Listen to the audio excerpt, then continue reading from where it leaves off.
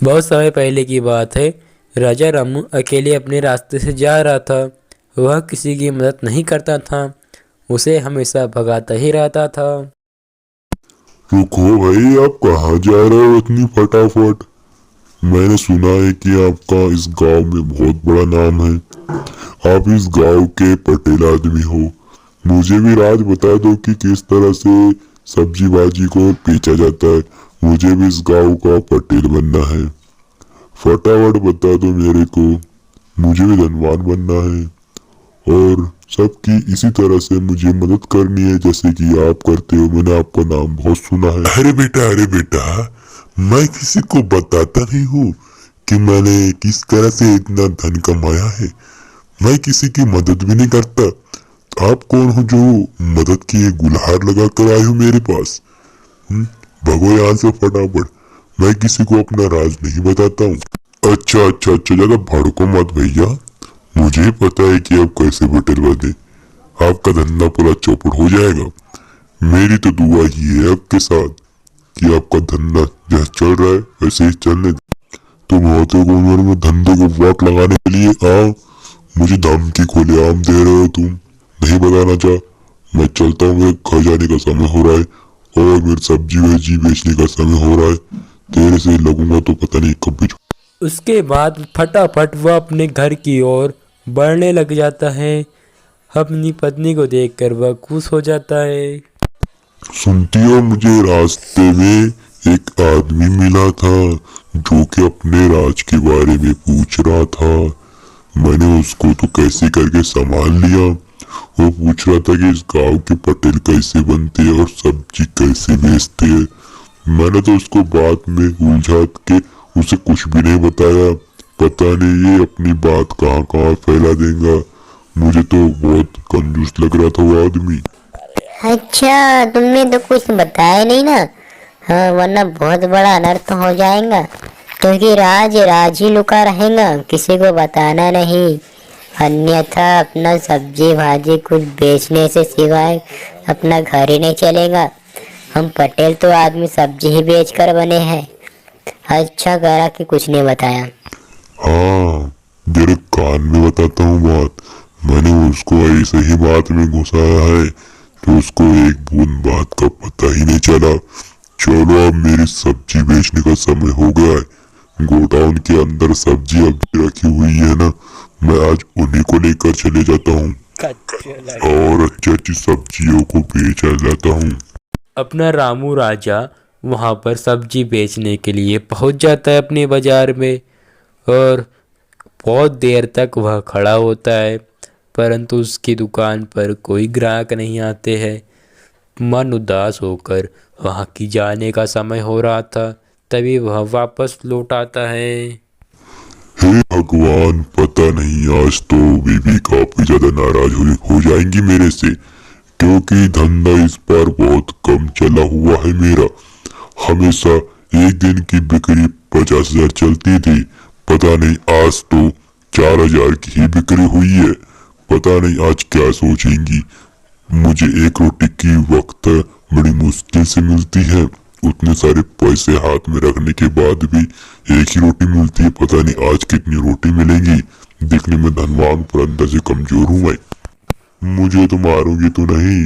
मैं आपको कुछ बताने जा रहा हूँ, आपको झटका भी लग सकता है। बैठना होगा तो बैठ जाइए, वरना आप गिर भी सकते हो। मुझे पता नहीं आज बाजार के अंदर कुछ ऐसा नजर आया जिस पे भरोसा नहीं करा जा सकता है। हमेशा तो 50,000 की बिक्री होती थी, आज तो 5,000 की बिक्री नहीं हुई है। आज तो सिर्फ 4,000 की बिक्री हुई है। पता नहीं ग्राहक को क्या हो गया था। क्या ये बड़ी बात हो रही है? हाँ, आज सिर्फ 4,000 की बिक्री हुई है, ऐसा तो हो ही नहीं सकता है कि मुझे तो कुछ विश्वास हो ही नहीं रही है। पता नहीं तुमने कुछ लोचा करा होगा। आप निकल जाओ घर से, या साथ में चलो बाजार में। मैं भी चलती हूँ बेचने के लिए सामान, अन्यथा बहुत बुरा हो जाएगा आपके साथ। हाँ हाँ हाँ हाँ, मैंने तो दूर दूर तक सबको आवाज दे दी थी कि आ जाओ करके। आज अच्छा ताजा सामान रखा हुआ है, आ जाओ आ जाओ आ जाओ। इतनी जोरों से आवाज दे रहा था मैं तो कोई आ नहीं रहे थे। मेरी क्या गलती है, उनकी गलती होंगी। दोनों थोड़ी देर सोच में पड़ जाते हैं कि कौन सच बोल रहा है कौन झूठ बोल रहा है।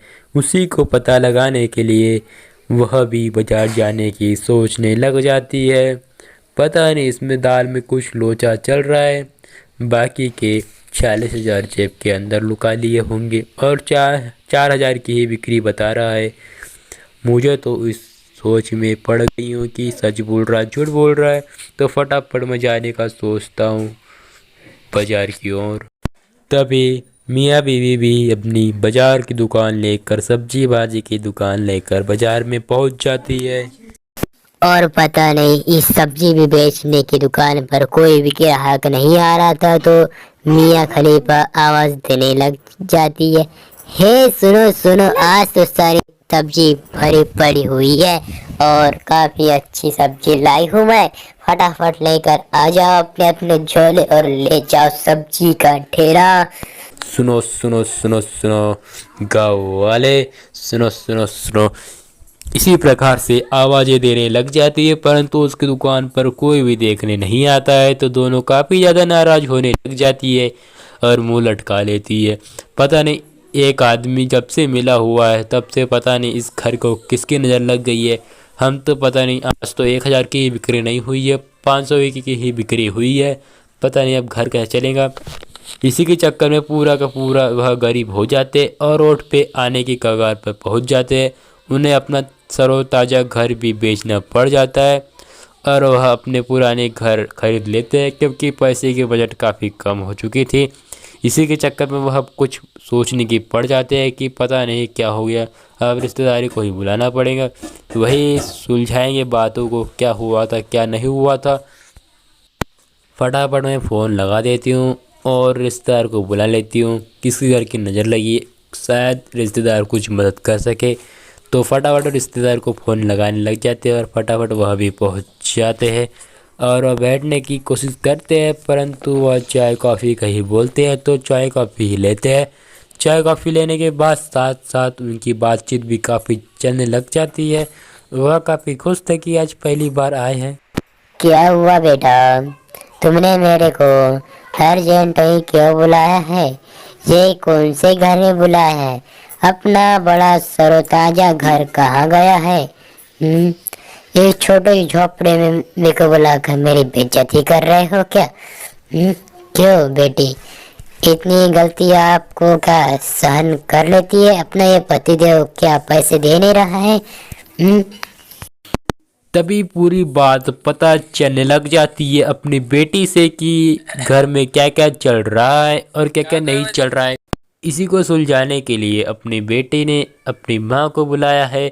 माँ को बुलाने के साथ साथ उन्हें समझाने लग जाती है, पूरी बात बताने लग जाती है, मेरे घर की किसके नज़र लगी है, पता नहीं जब से पतिदेव को क्या हुआ है, जब से दुकान पर एक भी ग्राहक नहीं आ रहे, हम रोडपति से घरपति बन चुके हैं, पता नहीं आप घर का क्या होगा। हमारे पतिदेव किसी की मदद भी नहीं करते थे, आप ही कुछ सुलझाओ, आप ही कुछ बात बताओ कि क्या हो गया मेरे घर को, और सुलझा दो इस पूरी बातें को। थोड़ी देर काफ़ी ज़्यादा सोचने में पड़ जाते हैं कि किसकी नज़र लगी ही है।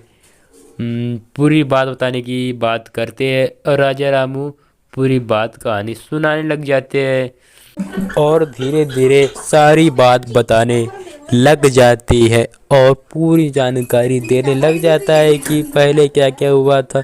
एक आदमी मिला था, वह काफ़ी बातचीत करने के बाद उसने मदद करने की नहीं सोची और अपने राज नहीं बताया। इसी के चक्कर में वह रोडपति बन चुके हैं। इसी के चक्कर में भैया आप पूरी सच्चाई का पता धीरे धीरे चलने लग जाता है। उसी के साथ साथ धीरे धीरे उसको सुलझाने के चक्कर पे पीछे का वर्तमान ही भूलने लग जाता है कि इस तरह से धक्का के भगाया गया था। धीरे धीरे उसे सारी बात पता चलने लग जाती है और वह सोच में पड़ जाता है कि हे भगवान, मेरी ही गलती थी। और धीरे धीरे घर का समाधान भी होने लग जाता है। वह काफ़ी सोचने के बाद समझ में आने लग जाता है कि फिर से उसे आदमी को ढूंढो और गलती की माफ़ी मांग लो, तभी इस घर का गुजारा हो सकता है। बेटा, मैंने तो पहले ही कहा था कि गलती उसी के अंदर छुपी है, परंतु आप देखने की कोशिश ही नहीं करते। आप फटाफट उस आदमी को ढूंढो और गलती की माफी मांगो, तभी आपका कुछ हो सकता है, अन्यथा आपका कुछ भी नहीं हो सकता। फिर उसके बाद अपनी सासू माँ उसे ढूंढने की बात करती है और मैटर क्रॉस करने की बात करती है। ढूंढो तो वही से समाधान होगा तुम्हारा घर का। तभी वह ढूंढने के लिए निकल जाता है। वही आदमी वैसी सड़क पे उसे मिल जाता है। उसे बातचीत करने लग जाता है। अरे भाई, पता चल गया था कि ज्यादा घमंड नहीं करना, अन्यथा बहुत बुरा हो सकता है। किसी को बात बता देना चाहिए, किस तरह से बने हो, किसकी मदद हो सकती है। आप ही अपना लालच करते बैठोगे तो किसी की मदद नहीं हो पाएगी। सबकी मदद ही करने पर सबकी भलाई होती है। अब सबकी मदद करो, तुम्हारा अपने आप ही बिजनेस आगे बढ़ जाएगा और पहले से ठीक हो जाएगा, आपका घर वापस मिल जाएगा। ठीक है, ठीक है, ठीक है, मुझे माफ कर दो, अन्यथा यह दोबारा नहीं होगा और किसी के साथ भी नहीं होगा और सबकी मदद ही करूँगा, किसी को नाराज नहीं करूँगा।